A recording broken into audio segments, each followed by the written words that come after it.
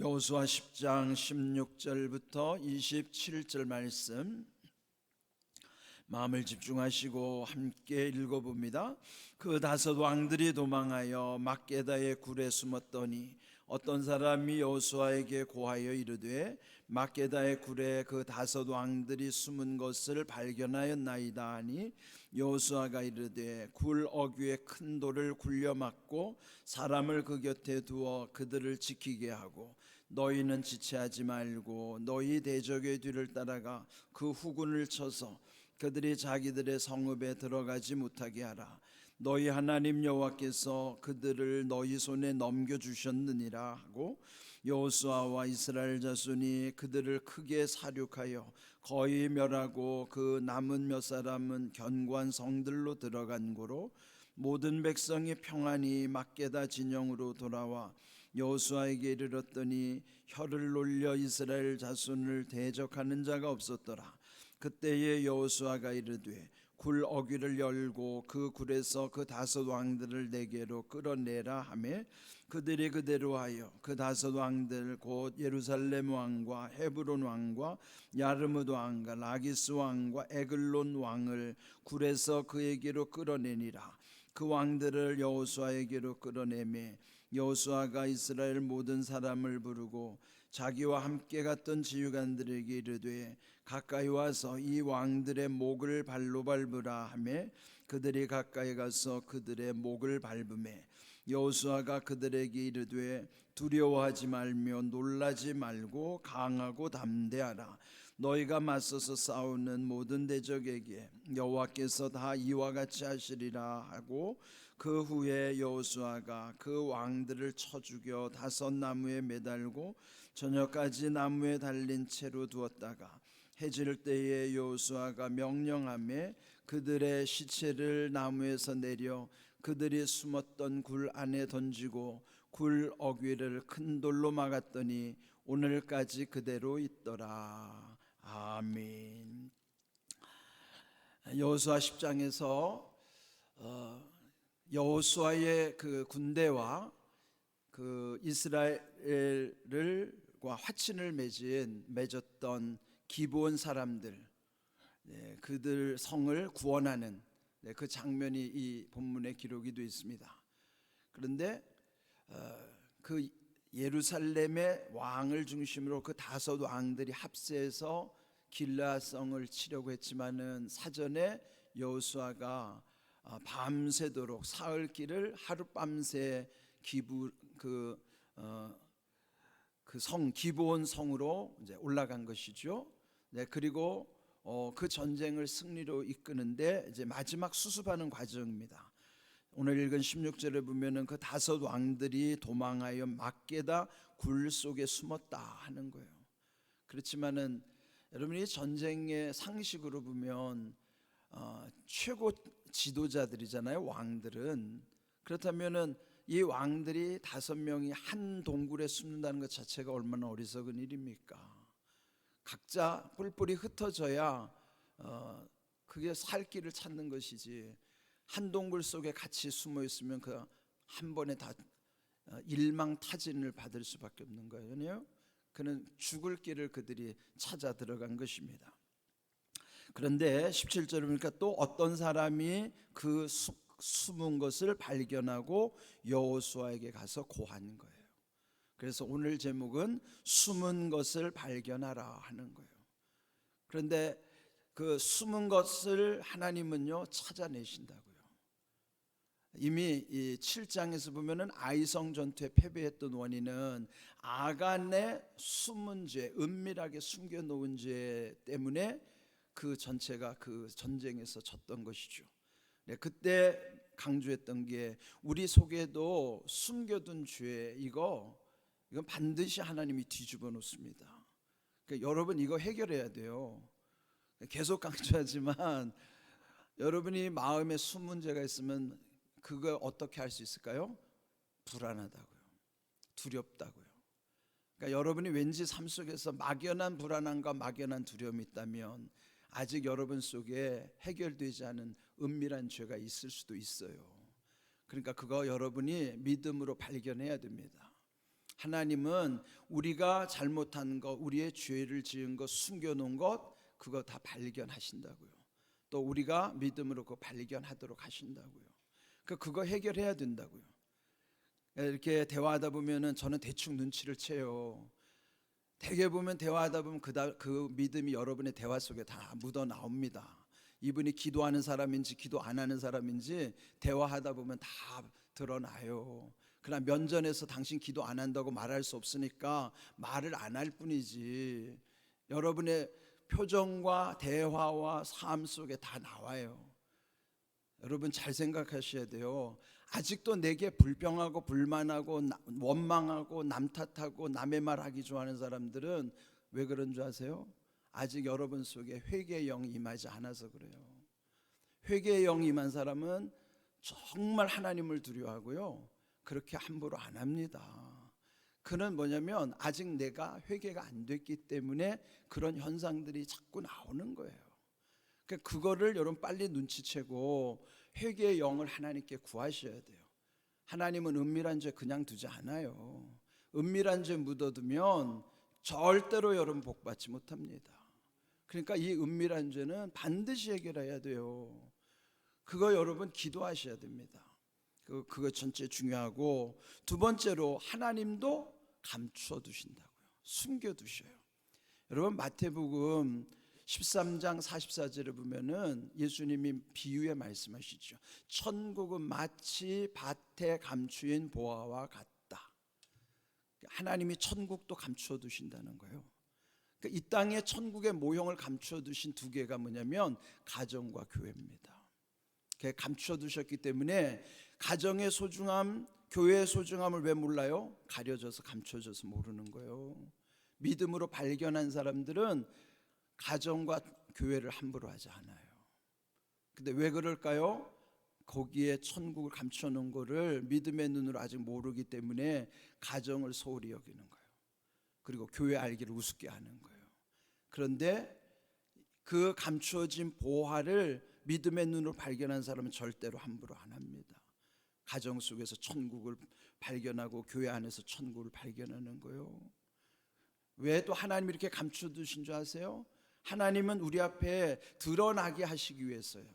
믿음의 눈으로 발견하게 하시는 거예요. 마치 보물찾기 하는 것처럼 우리 앞에 감춰두신 은혜가 얼마나 많은지 몰라요.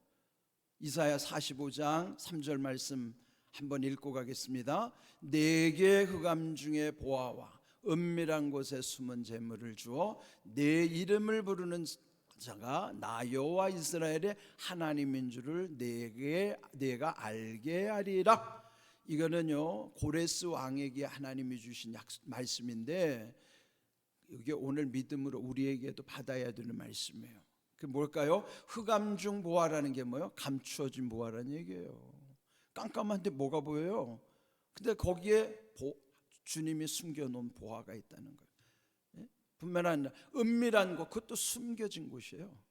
흑암 중에 은밀한 곳에, 다 이게 숨겨둔 곳에 하나님이 예비하신 보화도 숨은 재물. 숨은 재물이 뭐예요? 돈. 여러분 그거 여러분 주변에 하나님이 숨겨놓은 돈을 여러분이 믿음의 눈으로 발견하면 그때부터 재물의 복도 임한단 말이에요. 그러니까 여기에 재물뿐만 아니라 모든 하나님의 은혜는 우리 앞에 숨겨진 은혜가 엄청 많아요. 그래서 발견하셔야 돼요. 그러니까 오늘 제목을 그래서 숨은 것을 발견하라. 첫 번째, 나쁜 것도 숨겨진 것, 은밀한 죄 발견해서 회개해야 되고, 두 번째, 하나님의 은혜도 숨겨져 있기 때문에 믿음의 눈으로 발견하셔야 돼요. 그러면 여러분이 얼마나 그 은혜와 복을 누리는 것이 많은지 몰라요. 여러분 발견하시기 바랍니다. 그 믿음의 눈이 열려야 발견하는 거예요. 우리가 생각하는 대로 하나님이 역사하시는 분이 아니에요. 에베소서 3장 20절에 보세요.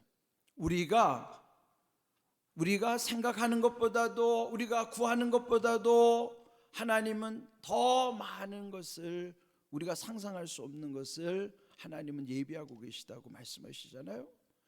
우리가 하나님의 능력을 제한할 수가 없어요. 하나님의 은혜는 광대하시고 무궁무진하신 거예요. 다만 숨겨져 있어서 믿음의 눈이 열리지 않으면 보여지지 않을 뿐입니다. 발견이 뭐예요? 드러나는 게 발자고 견은 보게 하시는 거예요. 하나님이 우리의 믿음의 눈을 열어주시는 순간 말씀 속에 깨닫는 은혜도 임할 뿐만 아니라 삶 속에서도 분별의 영이 생겨서 내가 이걸 말해야 될지 말하지 말아야 될지도 분별을 하기 때문에 남에게 상처 안 준다고요. 함부로 떠벌리다가 남의 마음 다 헤집어 놓고 그런 짓 안 한단 말이에요. 예? 말하는 것뿐만 아니라 행동하는 것도 마찬가지예요. 우리의 마음도 생각도 말하는 것도 행동하는 것도 이렇게 은혜 가운데 살면요, 하나님께서 숨겨놓으신 은혜를 보게 하는 그 눈이 열려지는 거라고. 그러니까 여러분이 그거 구하셔야 돼요. 내 눈을 뜨게 해달라고 구하시란 말이에요. 눈이 열려야 된다고. 영적인 눈이 열려야 된다고요. 자, 그런데 여기에 이 굴 이름이 막게다굴인데 그들이 왜 숨었을까요? 거기에 피난처로 삼고자 목숨 부지하려고 들어간 겁니다. 그런데 발각이 돼가지고 결국은 여호수아가 명령해서 18절 굴 어귀에 큰 돌로 막아둬라, 그리고 거기를 지키게 하라. 자, 그러면 자기들이 피난처로 삼은 동굴이 이제 뭐가 된 거예요? 감옥이 된 거예요. 이게 인생이에요. 내가 피할 곳이 잘못하면 내가 거기에 갇혀버리는 감옥 된다고요.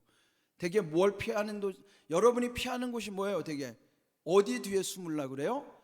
돈 뒤에 숨으려고 그러고 재물 뒤에 숨으려고 그러고 무슨 여러분이 뭔가 의지하는 것 뒤에 내가 숨으려고 하죠? 그거 하나님이 다 막아놓습니다. 감옥 되는 거예요. 살라고 하는 것이 죽는 곳이란 말이에요. 그러니까 왜요? 하나님이 함께 하시지 않으면 피난처가 감옥 된다고요. 그거 기억하셔야 돼요. 그래서 우리가 하나님 앞에 늘 겸손해야 된단 말이에요. 예? 그런데 여기 이제 또 귀한 말씀 나옵니다. 그렇게 막아놓은 다음에 여호수아가 하는 거는 아직도 질이 멸렬하게 흩어져 있는 후방의 그 5성의 사람들을 다 진멸하는 거예요. 그러니까 이미 굴 속에 갇혀 있는 5 왕들은 도관해 주니까 거기도 이제 가두어 놓고 나머지의 그 성들을 다 진멸을 하는 것입니다.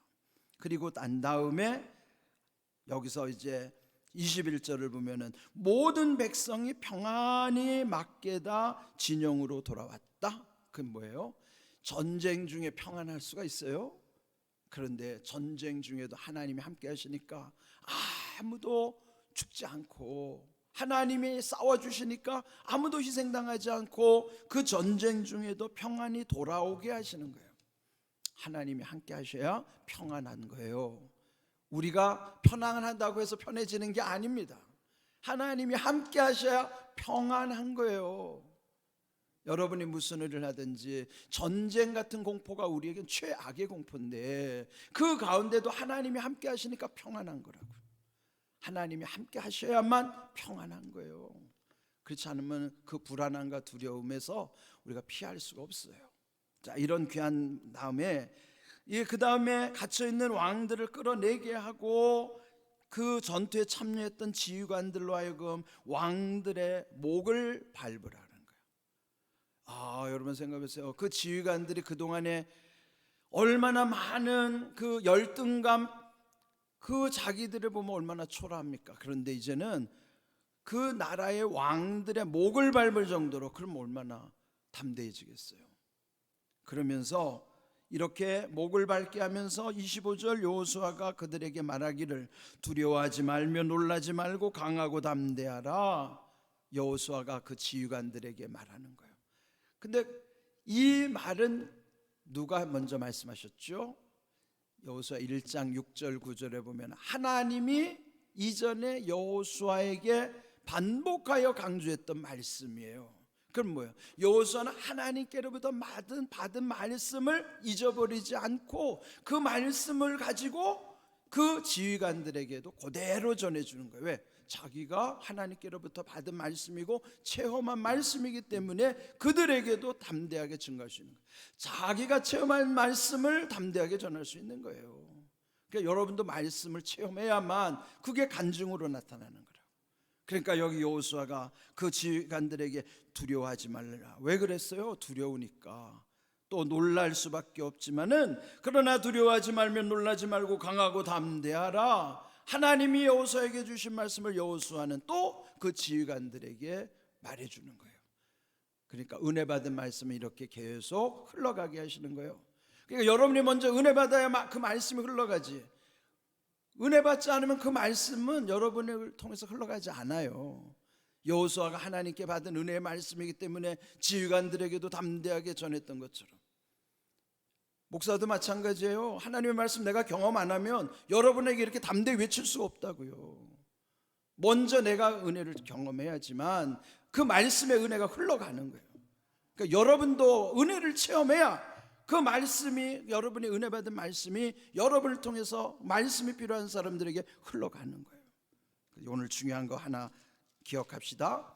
마지막 27절 끝에 보면은 그들을 목에 밟은 다음에 그들을 죽여서 나무에다가 걸어놓은 다음에 마지막 27절을 끝에 보면 그들을요 숨었던 굴 안에다가 던지고 돌로 막아버렸다. 그게 뭐예요? 그들의 무덤이 된 거예요.